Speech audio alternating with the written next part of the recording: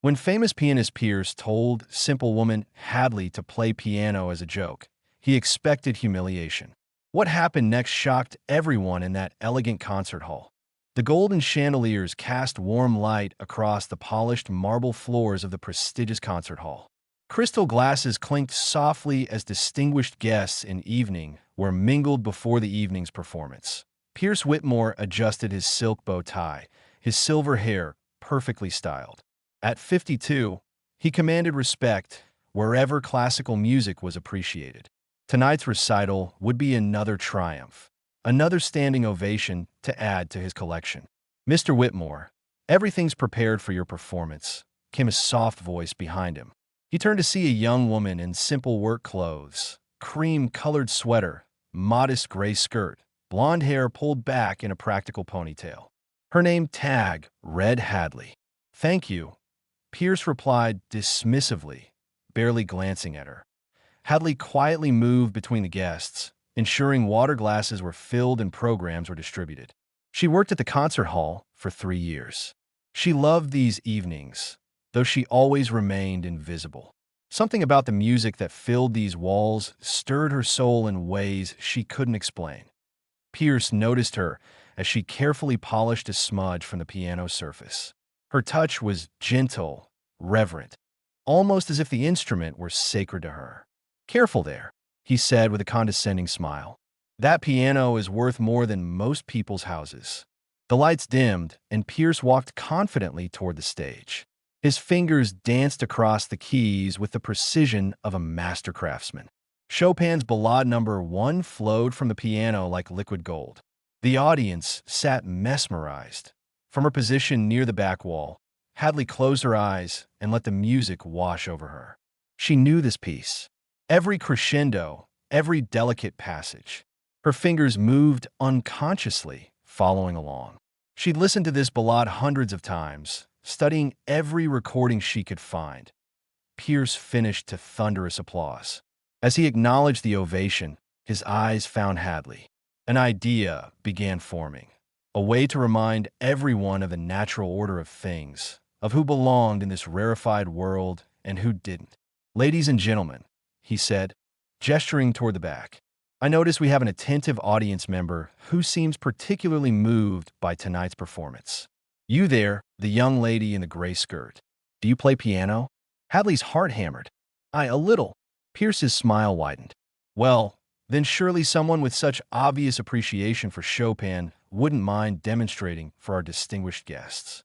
Nervous laughter rippled through the audience. "Oh, I couldn't," Hadley protested. "Nonsense," Pierce interrupted.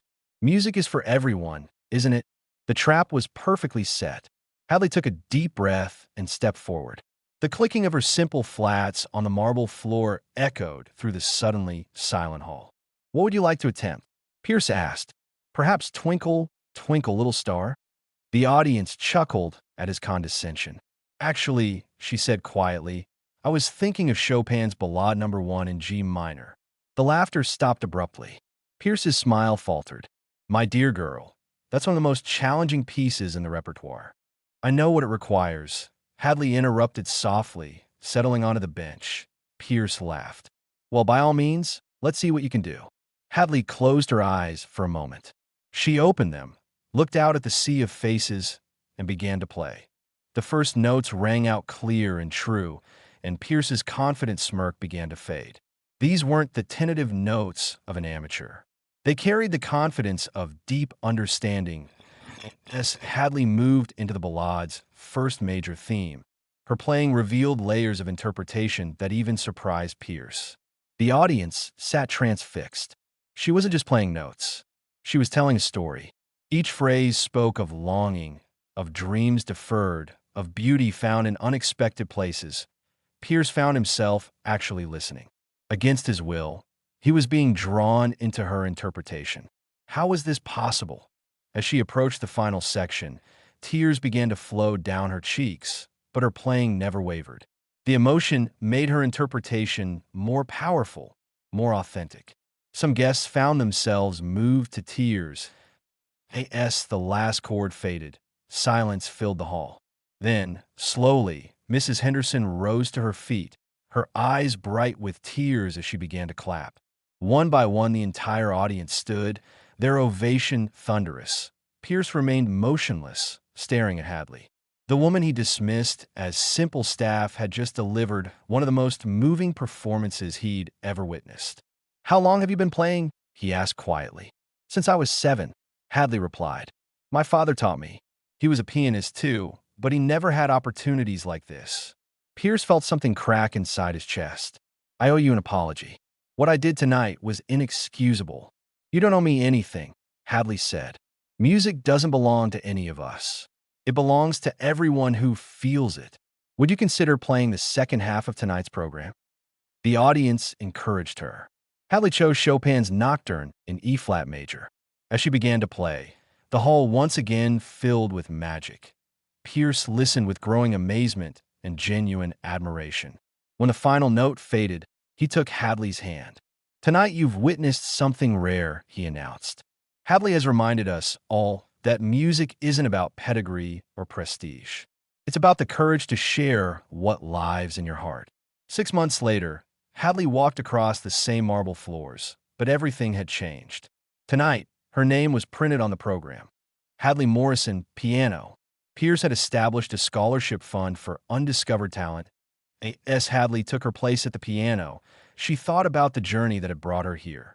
Her father's early death had ended her musical education abruptly. But dreams never truly die. They wait patiently for the right moment to resurface. She began her recital with the same Chopin ballade that had started everything. In the audience, Pierce listened with tears in his eyes.